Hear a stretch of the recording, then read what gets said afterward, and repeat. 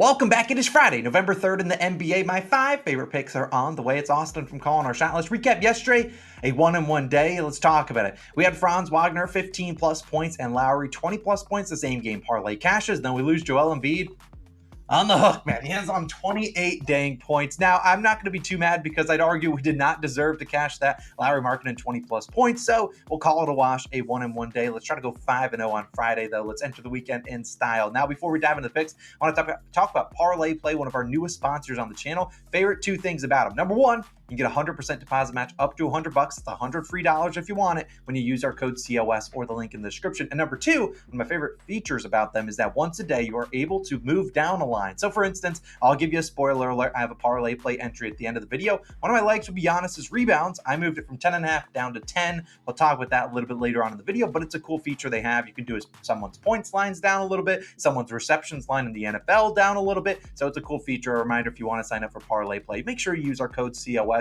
or the top link in the description. You get a 100% deposit match up to $100. Let's dive into the picks today. We have our first 2-unit play of the season. Let's talk about him. Chet Holmgren. I like his over 22.5 points plus rebounds -118 on FanDuel. Now, before I even dive into why I like Holmgren, I got to answer a couple questions that I imagine I get in the comments. Number one is what happens if the line moves, because it's probably going to go up to 23.5. I'm fine with it there. I would look at his PRA line, though, because if the difference is only 2, I'm pretty confident Chet at least gets you 2 assists, maybe even more than that, 3 or 4, and that gives you a better chance at cashing the PRA line. When I was doing this video and doing the analysis for the picks, Chet's line was 22.5 points, rebounds, 25.5 points, rebounds, and assists. So I'd rather take, not ask him to get at least 3 assists to make those lines equal and need 4 assists in order for him to, make the lines better than that. So I'd rather take that. That's why I did points plus rebounds. But check your lines. I think he gets at least 2 assists. So if the line difference is 2, I'd probably take PRA. If the line difference is 3, I'd probably take points plus rebounds. And now, secondly, what is 2 units? Well, a lot of people might not know. Some people do. A unit is a bankroll management term. We do 1 unit on most of our plays.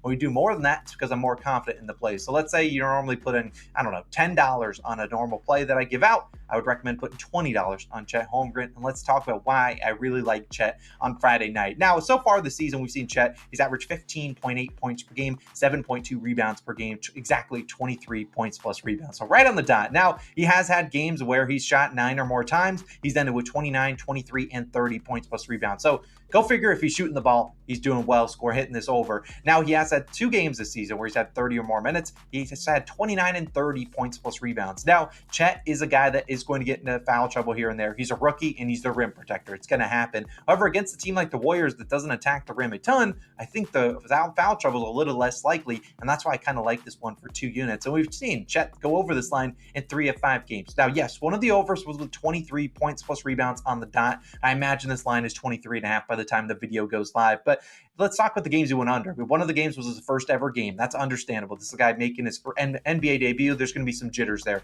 Now, another game that he went under, one of the games he went over, 23, and when he ended with 23 on the dot, they lost by 33 points. He didn't play in the 4th. And then the other game he went under, he was in foul trouble and only played 24 minutes. Look, if 2 things happen today. Number 1, Chet avoids foul trouble. He will play 30 or more minutes.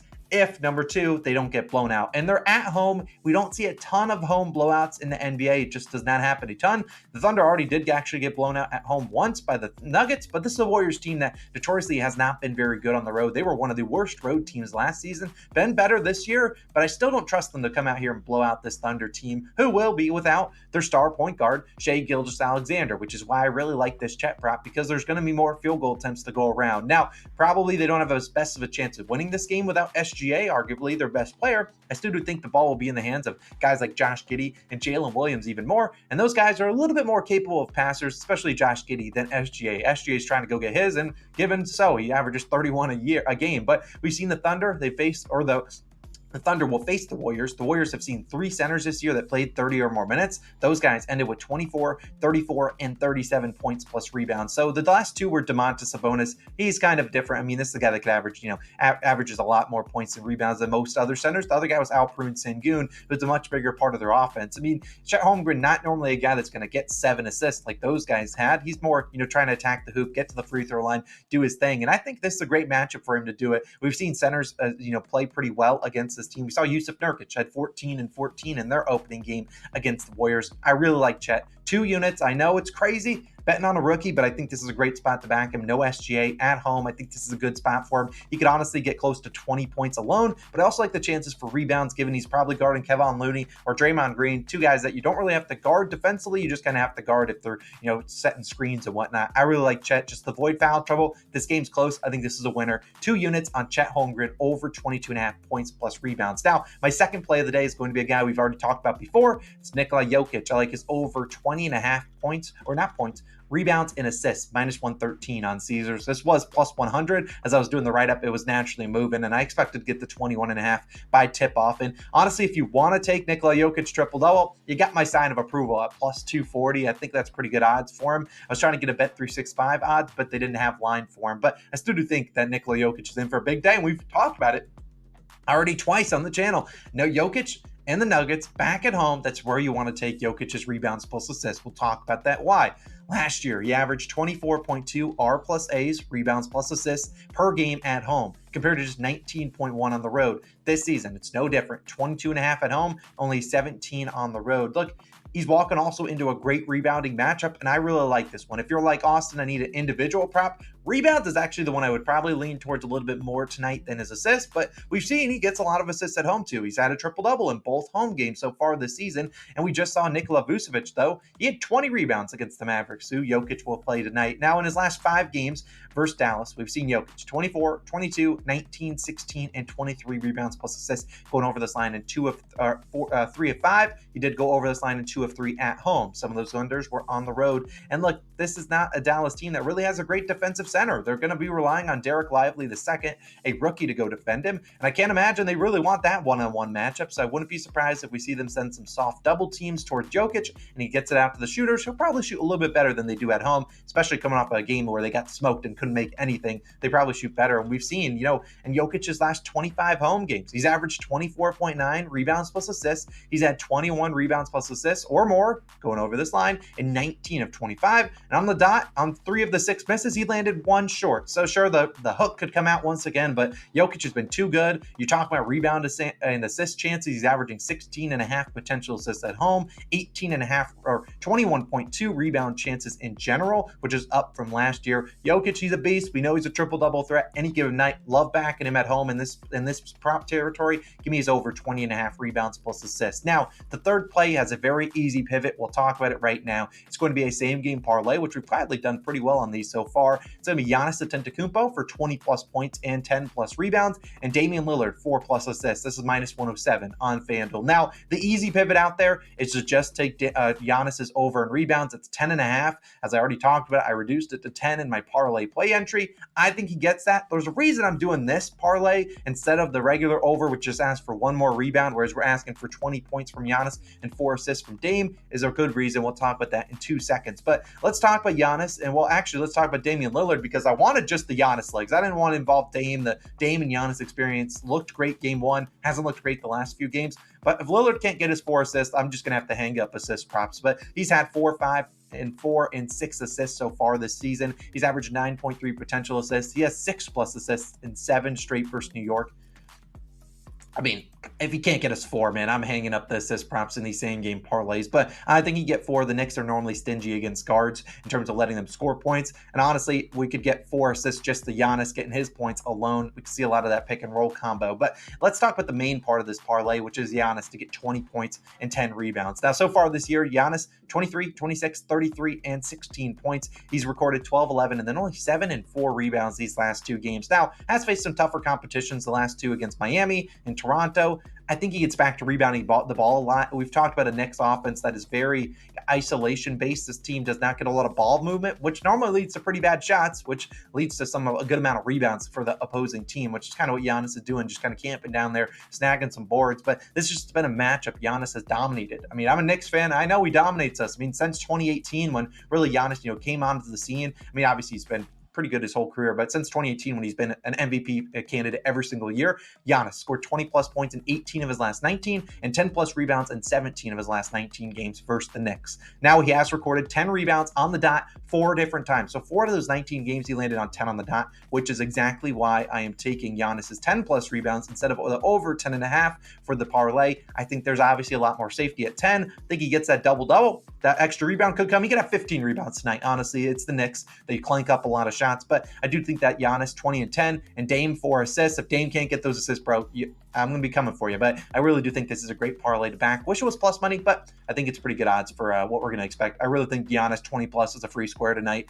and Dame, he better get those assists, and then Giannis, we need those reps too. But let's finally move on to my fourth play of this video. We talk about Cam Thomas and Ben Simmons. Cam Thomas is another same-game parlay, 20-plus points. Ben Simmons, 8 rebounds and 6 assists, plus 142. On FanDuel, getting some good plus value over here, risking 1 unit to win 1.42. Now, for the people out there that are like, Austin, I can't bet same-game parlays, there is not the easiest pivot here. I really do like Cam Thomas's over in points, which is 23.5, or Ben Simmons over in rebounds plus assists, which is 16.5. Those would be my two pivots. I lean towards Cam Thomas a little bit more, and if you can only take one of these. And honestly, the reason I do a lot of the, well, actually, let me take a step back. The reason, if you have maybe the odds where you only can do 5, 7, 10, and stuff like that, I would just limit Ben Simmons down to 5 or 7 rebounds and 5 assists. You might get less value there, but I'd rather not go up to 9 or go up to 7 assists for something like Ben Simmons. I'd rather be a little bit safe than sorry. But the reason I take same game parlays, and unlike the Giannis one where it's really, I'm counting on his rebounds there because I think the other two legs are going to hit easily. The reason here is that I like two plays in this one. It's Ben Simmons, rebounds and assists. I like Cam Thomas's points,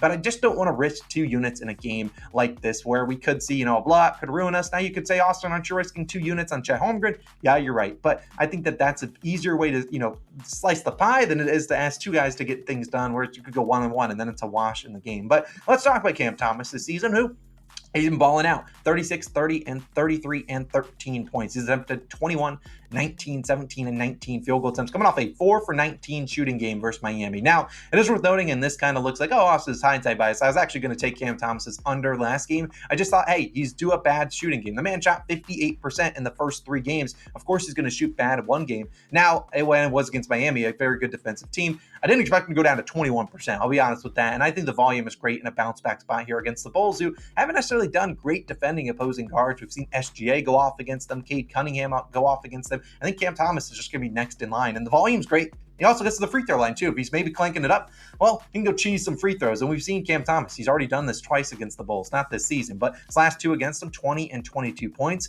He saw 30 minutes in both of those. And I think this is another game he sees 30 or more minutes. I mean, talk about Spencer Dinwiddie. He's banged up. They're down Claxton, down some other guys. And so he should be out there firing it up. And I really do like Cam Thomas. He's going to shoot a ton, keep them in this game. Cam Thomas is going to fire it up at least 15 to 20 times. Hopefully he gets back to shooting well. 4 for 19. He's not shooting that bad again. But let's talk about Ben Simmons. We need 8 rebounds and 6 assists from. Honestly, in an ideal world, Ben Simmons is dishing it to Cam Thomas, and that's where we're getting those assists, and that's what's kind of been happening this year. But this season, Ben Simmons, you look at his game logs, 10-9, 10-8, 10-8, 11-5. The people that bet his triple-double every night are in shambles with those first 3 games, but he's averaged 14.8 rebound chances and 12.3 potential assists. I mean, you talk about the rebounds, he's basically playing as their glorified center with Nicholas Claxton out. Not a terrible matchup for them against the Bulls. Nikola Vucevic sure gets the ball here and there, but you think about the guys that are going to shoot the ball, DeMar DeRozan, Zach LaVine. Ben Simmons not guarding either of those 2 guys. And then the assists, we've seen him be able to get those rebounds, push it in transition. And he's been really their point guard. And with Dinwiddie potentially out or potentially just banged up, not 100%, they're going to still lean on Ben Simmons, who's looked pretty healthy. I mean, sure, he's not going out there and dropping 15 points, but it's never really been his game. He's going out there, pushing the pace and doing his thing. So, well, getting this at plus 142, I think is certainly worth it. So I'll take a stab at it. I think this is a good way to back the Brooklyn Nets on the road. I think if they're going to keep this game close, probably because Cam Thomas is dropping 20. Mikal Bridges, pretty good too. He'll have to drop some points too. But to keeping it close, Ben Simmons is probably playing well. 8 rebounds, I think he can get that. He's done that in all 4 games this year. And then 6 assists. I certainly think the assist chances are there. If the guys aren't knocking down shots, they're not going to be in this game anyway. So it shouldn't matter. Plus 142 on FanDuel. Risk 1 unit to win 1.42. Boom. My 5th and final play of the day will be day 2 of our last challenge, which will be posted later on today. Some people might say, Austin, weren't you tracking a record? Why is the record at the beginning of the video only 1-0 on the ladder? That's because we only started tracking it towards our record last time. I know we're 1-1. Technically, we'd be up even more units if we did track it from the beginning because they're always plus value. But day 5 or day 2, our 5th play will be live later on. I'll link it in the pinned comment. But finally, let's end it up with a parlay play entry. As a reminder, use our code COS. You get a 100% deposit match up to $100. It's free coin. Take advantage of it. It's already plays we've already talked about. Jokic over in rebounds plus assists. Giannis, like I said, I reduced him from 10.5 down to 10 for rebounds. Chet, I took his PRA line because the difference was 2 in terms of points, rebounds, and PRAs. I'll take the PRAs in that situation. And then Cam Thomas, I like his over 23.5 points, turning $20 into $200. Sure, I like this. I think that's smacking. I think we're sweeping the board. Stay tuned for day 2 of the ladder challenge when the YouTube short is posted, which should be in a couple hours, probably by noon. I'll link it here on the screen. I'll link our second channel video, which was Wembanyama's second video. We just went berserk yesterday. I wish I was at that game. Go check out the second channel. We love you guys. Have a great Friday. Well, let's go 5-0, and I'll see you in day 2 of the ladder challenge in a little bit. I'll see you then. Peace.